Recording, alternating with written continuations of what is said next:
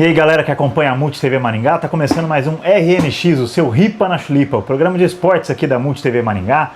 Uma pequena sketch aqui onde a gente comenta os principais assuntos esportivos que foram um destaque na última semana aí, principalmente do futebol, que é o assunto que a gente mais gosta de falar. Ripa na Chulipa, pimba na gorduchinha!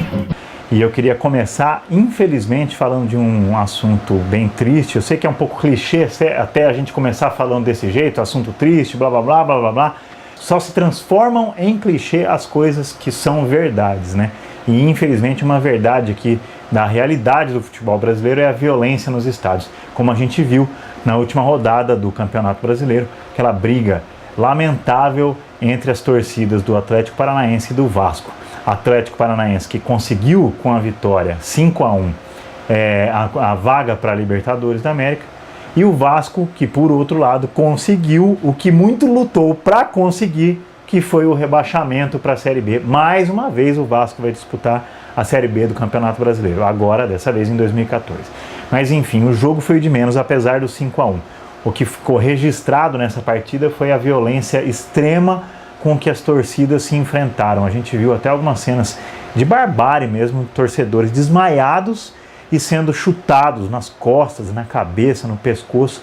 É incrível até a gente imaginar como é que saiu vivo aquele torcedor que estava caído ali na arquibancada do estádio em Joinville. Jogo disputado em Joinville, por sinal, porque o Atlético já tinha perdido mandos de campo em função de atitudes violentas da própria torcida. E aí a gente vê mais uma atitude desse tipo, que assim, pior de tudo, sendo aproveitada, um fato desse sendo aproveitado pelos dois clubes para tentando capitalizar politicamente esse fato.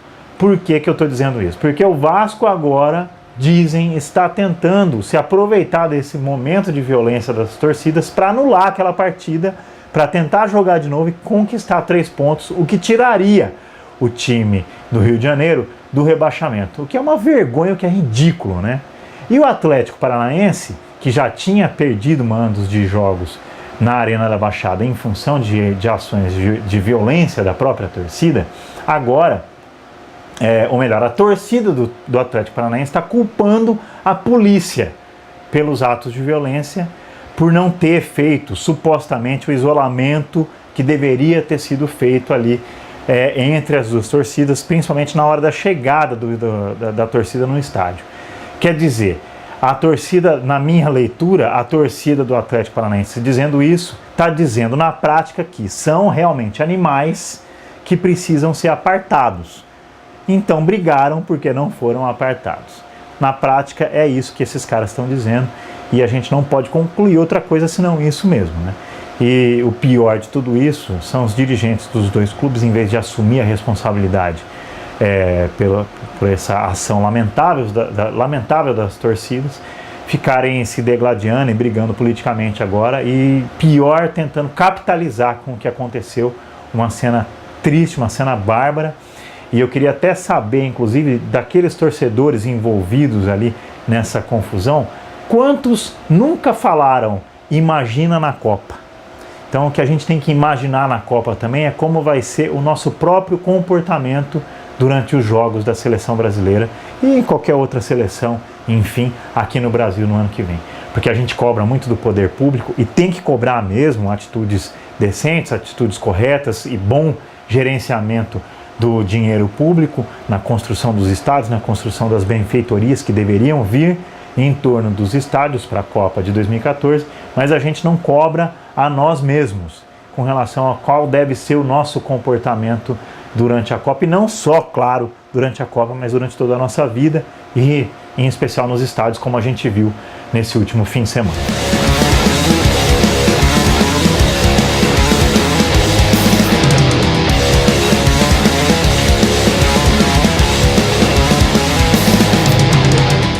Vamos falar agora de reforços para os clubes aí, porque agora é a temporada de negociações, né? Acabou o futebol, quer dizer, tirando o Atlético Mineiro, que agora vai disputar o Mundial de Clubes contra um Bayern um pouquinho desfalcado aí, né? O Robben, por exemplo, já não vai mais jogar. Então todo mundo na expectativa aí pela participação do Atlético Mineiro no Mundial de Clubes, inclusive porque o Ronaldinho jogou na última rodada do Campeonato Brasileiro jogou bem, fez 2 gols, um de falta e um de pênalti, o de falta muito bem batido, por sinal, já dando mostras aí de que toda a sua qualidade técnica deve estar disponível para o Atlético Mineiro no Mundial de Clubes.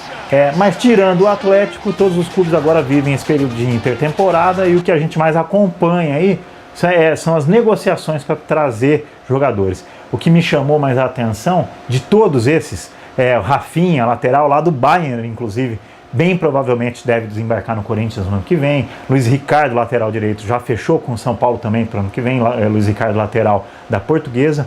Agora, o que me chamou mais a atenção foi o possível fechamento de contrato do Lúcio, zagueiro campeão de 2002, capitão da seleção do Filipão em 2002, que deve ir para o Palmeiras. Não sei se seria um reforço decente para o Palmeiras. O Palmeiras já tem um zagueiro muito bom, que é o Henrique, zagueiro de seleção, um zagueiro de quem eu gosto muito. Não sei se o Lúcio acrescentaria muito na zaga do Palmeiras, que a gente sabe que precisa de reforços, mas a gente sabe que o Lúcio também, pelo futebol que apresentou em 2013, não teria nível para acrescentar alguma coisa à zaga do Palmeiras em 2014. Enfim, outro nome muito cogitado também no Palmeiras é do Alex, meia do Curitiba, que jogou muito bem esse ano no Curitiba e que infelizmente acompanhou o declínio do futebol do Curitiba aí ao longo do ano. Muitos dizem inclusive que o futebol do Curitiba caiu porque o Curitiba tinha somente 11 jogadores, 11 bons jogadores, não tinha um banco legal, um banco de qualidade técnica do mesmo nível dos titulares. Então, como sofreu muito com desfalques aí ao longo do ano, o futebol do Curitiba sofreu muito com isso. Mas enfim, Alex, a gente sabe que é um excelente jogador, um jogador que muitas pessoas comparam com o Ganso, mas que para mim é um jogador mais decisivo que o Ganso, porque faz mais gols, tem um poder de organização maior e é um líder realmente dentro do time. E é um jogador que a gente sabe que é muito inteligente também, não só dentro de campo, mas em nível pessoal. É um jogador que lê muito, é um jogador que está encabeçando, é um dos líderes do movimento Bom Senso, esse movimento que pede mudanças aí no calendário, principalmente mudanças no calendário do futebol brasileiro. Esse sim seria um grande reforço para o Palmeiras em 2014.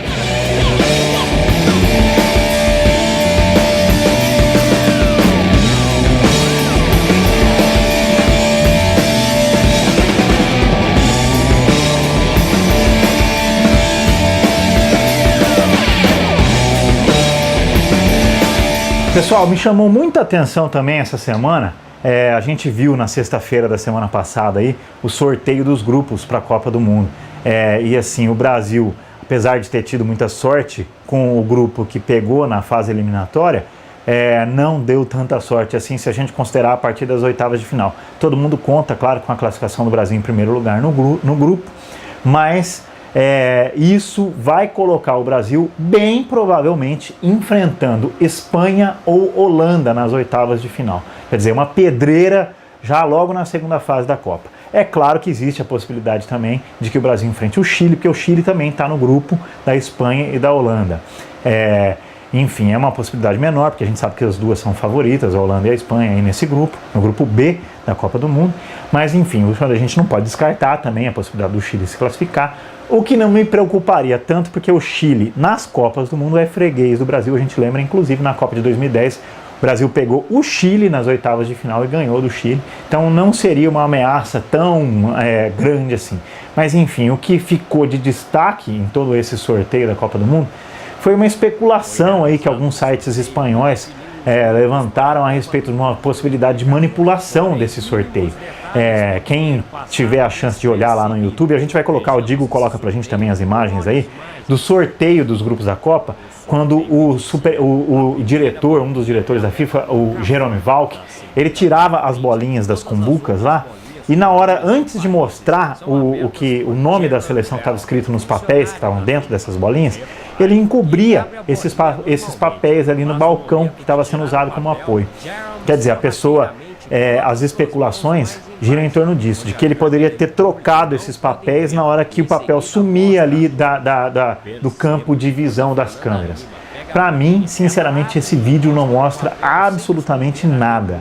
Dá margem para alguma interpretação, sim, é verdade isso, mas não é prova de que, em absoluto, de que houve algum tipo de manipulação nos sorteios da Copa. Não acredito que seja do interesse da FIFA, por exemplo, colocar 3 campeões mundiais no mesmo grupo, como aconteceu, por exemplo, no grupo D, que tem Inglaterra, Itália e Uruguai, além da Costa Rica. É óbvio que seria muito mais interessante para a FIFA que essas seleções ficassem separadas, em grupos separados, para que todas elas se classificassem, garantissem classificação, o que garantiria também para a Copa oitavas de final muito mais fortes, com muito mais público. A gente sabe que, obviamente, se tem 3 campeões mundiais num mesmo grupo, um com certeza vai ficar de fora, porque só se classificam as 2 melhores seleções de cada grupo. Qual que seria o interesse da FIFA nisso? Nenhum. Então assim, vamos parar com esse tipo de especulação besta. Achou um vídeo lá no YouTube, achou legal? Olha, vou colocar no YouTube, vou bombar meu blog. Vamos parar com essa besteira aí, molecada.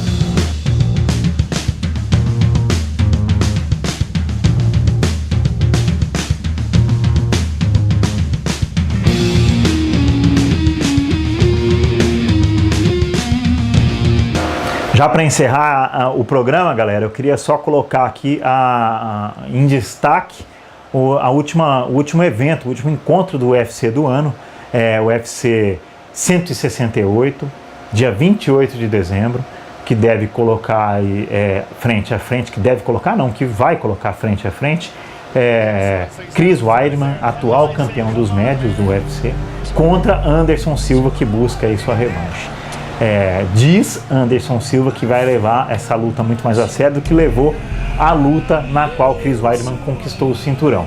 A gente sabe que ele levou meio na brincadeira lá, porque enfim, ficou querendo bancar o Muhammad Ali ali e tomou uma muquetada no queixo, foi nocauteado, né? Enfim, ossos do ofício para ele principalmente, porque a gente só ficou aqui especulando se ele teria entregue essa luta.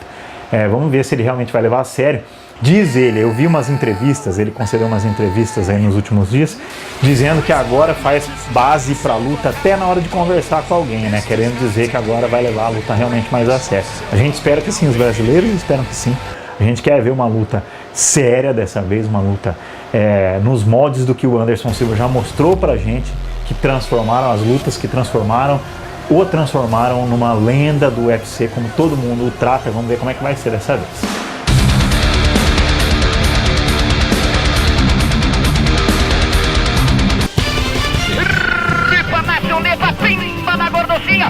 Pessoal, é isso. O RNX vai ficando por aqui, o seu Ripa na Chulipa. Eu queria reforçar mais uma vez aqui o nosso Twitter, o RNX MultiTV. Eu queria aproveitar, abrir o canal do Twitter aí para você comentar de quem você acha que foi a culpa pela confusão entre os torcedores lá de Atlético Paranaense e Vasco. Atlético Paranaense diz que foi da polícia, Vasco diz que foi do Atlético Paranaense diz que foi do Vasco, Ministério Público diz que foi da polícia diz que foi do Ministério Público, Ministério Público diz que foi da empresa que organizou também, contratada pelo Atlético, enfim, e ninguém assume realmente a responsabilidade. E você? De quem que você acha que teve culpa pela confusão lá na última rodada do Campeonato Brasileiro? Entra lá no Twitter do RNX, RNX MultiTV, deixa a sua opinião que a gente lê aqui na semana que vem. Pessoal, um abração mais uma vez, um beijão para todos os 15 telespectadores aqui do RNX, a gente volta na semana que vem.